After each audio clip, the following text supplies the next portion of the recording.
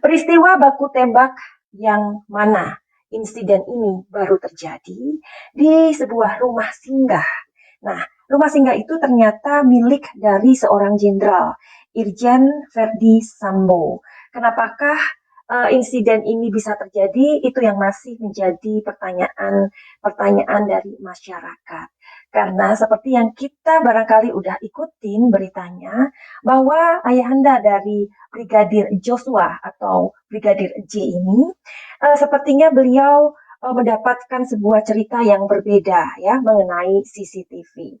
Baiklah, hari ini kita akan ungkap bagaimana sih kronologi dari kejadian ini. Kronologi dari insiden ini bermula ketika Brigadir Joshua atau yang kita sebut Brigadir J, katanya ia ini melakukan sebuah tindakan pelecehan. Nah, di sini kita semua belum tahu secara pasti apakah benar ia melakukan tindakan tersebut atau tidak. Biarkan ini akan menjadi sebuah proses dari penyidik nanti ya. Jadi ini adalah kronologi yang bisa aku katakan di sini. Brigadir J ini melakukan tindakan pelecehan lalu menodongkan senjata pistol ke kepala istri Kadif Propam. Jadi kemudian tentu saja istri ini berteriak karena kaget. Kan teriakan dari si ibu itu, kemudian Brigadir J ini begitu panik, kemudian ia turun ke bawah gitu karena pada saat itu dia ada di atas. Nah, tak jauh dari Brigadir J itu ada Baradae ya, menurut kronologinya seperti itu. Lalu dia menanyakan, ada apa? Tapi bukannya menjawab, tetapi Brigadir J ini langsung memberikan tembakan. Brigadir J ini justru memberikan tembakan, hanya kita pasti bisa membayangkan kondisi dan situasi di sana. Baradae kemudian pun memberikan tembakan balasan. Dan yang kita tahu akhirnya bahwa itu justru menewaskan Brigadir J. Nah, jadi dari hasil olah TKP, pemeriksaan keterangan saksi dan alat bukti di TKP, ternyata ada 7 proyektil yang dikeluarkan oleh Brigadir J. Ya, dan ditemukan 5 proyektil yang dikeluarkan oleh Barada E. Jadi bagaimana ini? Dan dari Brigadir J ini ternyata adalah ia ditugaskan untuk mengamankan istri Kadif Propam yang justru tewas pada peristiwa itu. Jadi kita ini masyarakat juga bertanya-tanya ya, adanya insiden ini terjadi dikarenakan katanya Brigadir J ini melakukan sebuah pelecehan. Sedangkan di mana Brigadir J ini diberikan tugas untuk mengamankan istri dari Kadif Propam. Jadi ini terjadi di rumah singgah dari Bapak Polri Irjen Verdi Sambo. Setelah kejadian itu, ternyata polisi baru membeberkan insiden mencekam itu pada Senin siang. Jadi selama 3 hari itu apa yang terjadi? Kenapa polisi baru membeberkan insiden itu? Itu akhirnya yang membuat masyarakat ini menjadi bertanya-tanya ya dong ya, karena sejatinya masyarakat itu juga mempunyai kepedulian ya. Bukan hanya masyarakat, tetapi juga hal ini mengundang banyak sekali dari tokoh-tokoh, beberapa tokoh-tokoh di Indonesia. Nah, kabarnya Bapak Jokowi juga sudah mengucapkan bela sungkawa kepada keluarga Brigadir J. Dari lubuk hati yang paling dalam, aku juga mengucapkan untuk keluarga Brigadir J, mudah-mudahan keluarga besar Brigadir J juga diberikan penghiburan dan kesabaran ya.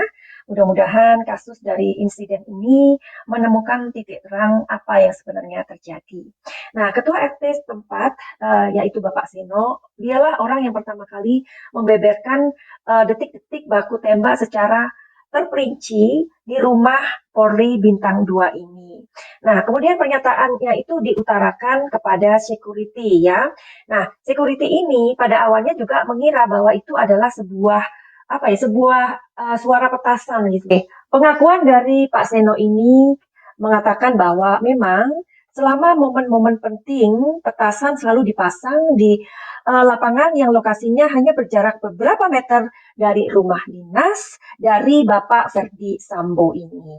Tapi tadi kita tahu ya bahwa proyektil yang dikeluarkan oleh Brigadir J itu 7 dan Baradae itu 5 berarti ada 12 tembakan. Jadi itulah yang membuat akhirnya Bapak Seno ini curiga gitu, ada apa kok lebih dari 2 atau 3 kali. Nah, oke, jadi eh karena keterlambatan dari polisi ini mengatakannya ya, merilisnya, inilah yang akhirnya membuat kejanggalan atau membuat keluarga dari Brigadir J ini merasa curiga. Nah, Bapak Ayahanda Brigadir J kemudian mendatangi kepolisian dan mempertanyakan tentang CCTV yang dijawab atau ya dijawab berbeda-beda. Namun ada 5 kejanggalan yang lain merebak ke masyarakat. Nah, jadi perbedaan waktu dan pengungkapan ada jeda waktu 3 hari inilah yang akhirnya membuat orang atau masyarakat ini berpikir ya, ada apa? Nah, terus polisi awalnya tidak mau mengungkapkan lokasi perkara penembakan dan jabatan korban secara rinci. Ini pada awal-awalnya ya. Nah, kejanggalan yang kedua adalah Bapak Ramadan sempat memberikan kronologi berbeda karena dalam beberapa jam saja, kenapa cerita dari kronologi ini tidak sama lagi. Dan yang ketiga, terdapat luka sayatan di jasad Brigadir J. Jadi luka sayatan itu ada di mata, mulut, hidung, dan kaki. Kenapa sampai luka sayatan ini diketahui? Awalnya adalah ketika jenazah itu datang, kemudian sang ibu mendesak untuk melihat jenazah anaknya terakhir kalinya. Dan itu wajar ya, seorang ibu ingin melihat putra tersayang beliau. Tetapi itu pun sepertinya mendapatkan sebuah apa ya, seperti larangan atau menjadi sesuatu yang agak sulit pada waktu itu. Tapi karena mungkin dipaksa atau apapun, akhirnya keluarga diperbolehkan untuk melihat dan itu pun tidak boleh difoto. Dari situlah terungkap dapat dari mana sayatan luka-luka ini, tentu saja menjadi tanda tanya besar. Nah, ternyata Brigadir J ini juga mempunyai adik atau ya, kayak gitu, yang juga polisi.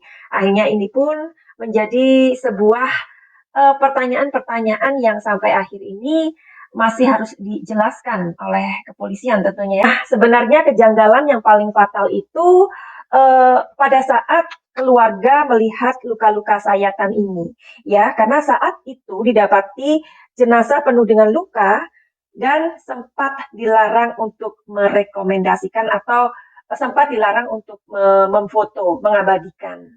Nah, kejanggalan kelima ini adalah CCTV yang rusak. Nah, jadi ayah Brigadir C ini, yakni Bapak Samuel Huta Barat, meminta membuka CCTV jika anaknya memang melakukan penembakan.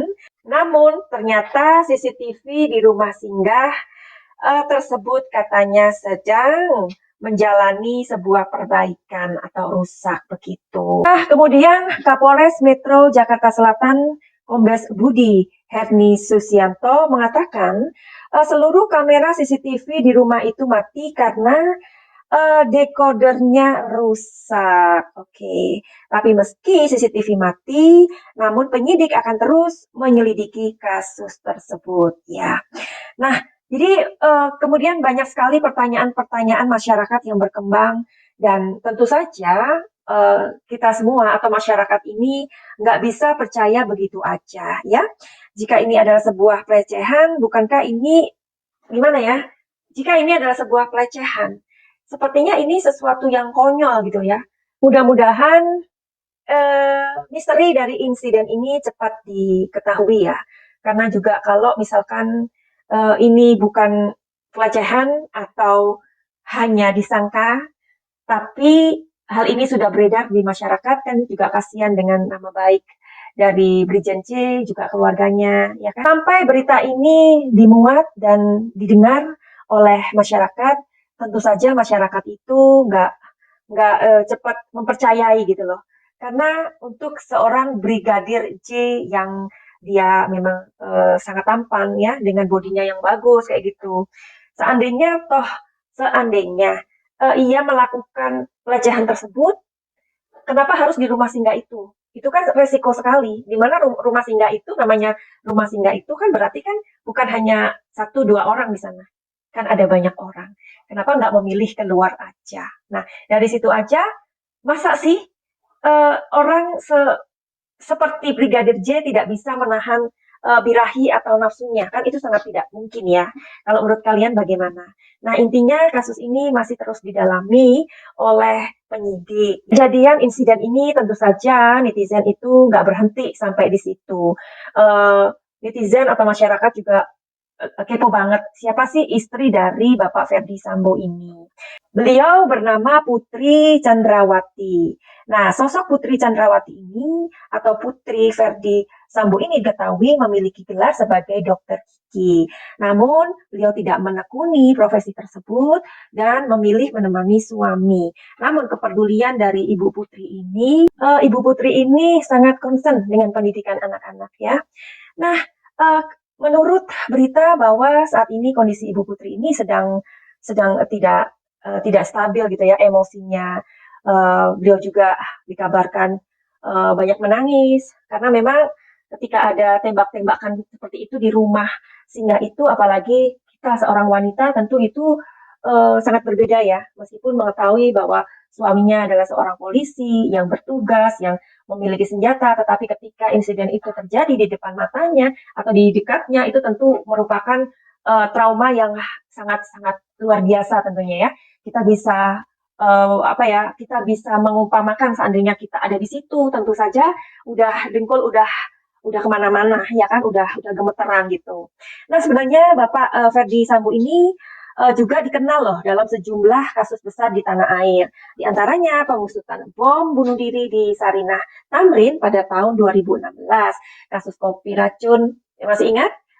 Kopi racun sianida tahun 2016, dan penyidikan kebakaran kantor Kejaksaan Agung dan terbaru kasus penerbitan surat jalan palsu buronan Joko Chandra. Nah, rupanya Brigadir J ini adalah ajudannya Bapak Ferdi Sambo ya. Nah, seorang psikolog anak, remaja, dan keluarga Novita Tandri mengungkapkan kondisi terkini dari istri Bapak Ferdi Sambo ini, yaitu Ibu Putri Chandrawati saat ini sedang mengalami depresi berat ya, dan beliau juga mengalami kesulitan tidur akibat peristiwa yang dialami. Oke, jadi apa sebenarnya di balik insiden ini ya? Kenapa ada luka sayatan di bibir, di hidung, di kaki, ya? Apa sebenarnya yang terjadi begitu? Mudah-mudahan penyidik juga kepolisian mampu untuk memberikan sebuah keterangan yang benar-benar kita butuhkan sebagai masyarakat. Tapi karena Madam Suki juga penasaran juga ya, sebenarnya masalah ini masalah apa sih? Oke, jadi kita tetap percaya bahwa kepolisian juga sebagai institusi negara yang syah ya, sebagai badan atau lembaga untuk membuat keamanan di negara kita Indonesia tercinta.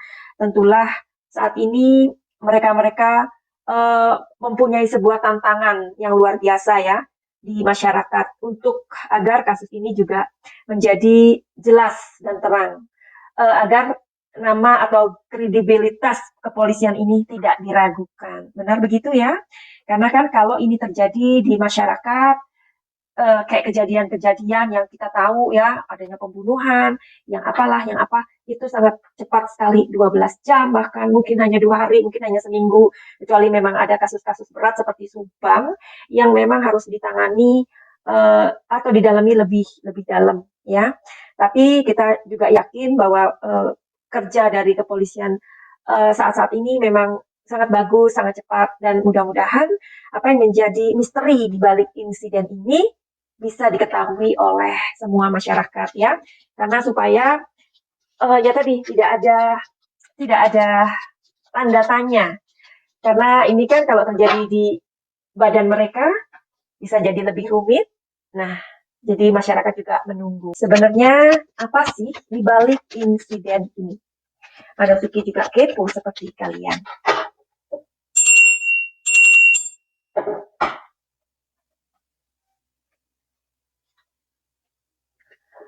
Lihat gambarnya, projection. Oke.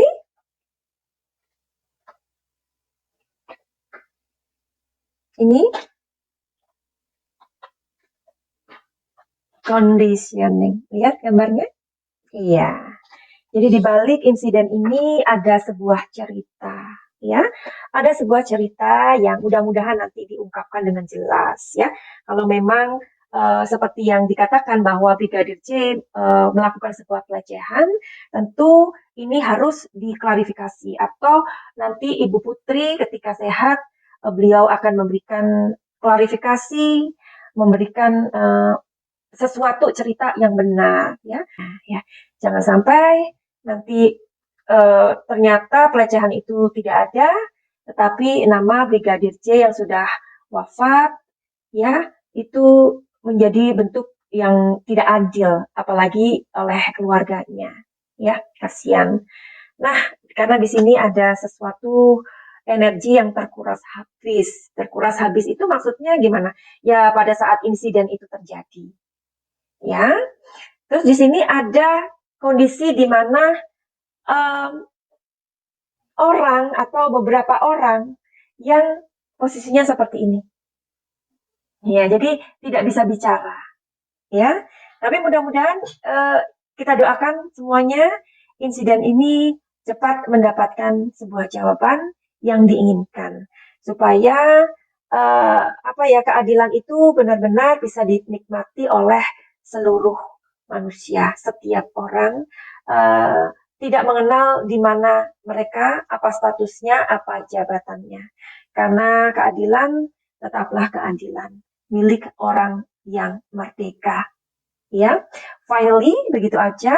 Buat kalian yang mempunyai masalah, silakan datang ke Madang Suki, atau kalian yang ingin mengobati luka-luka batin dari trauma, dari apa saja, dari penyakit-penyakit emosi, silahkan monggo. Jadi kalian bisa lihat nomor telepon di sini dan juga mungkin di deskripsi. Finally begitu aja. Send love and light. Salam cahaya.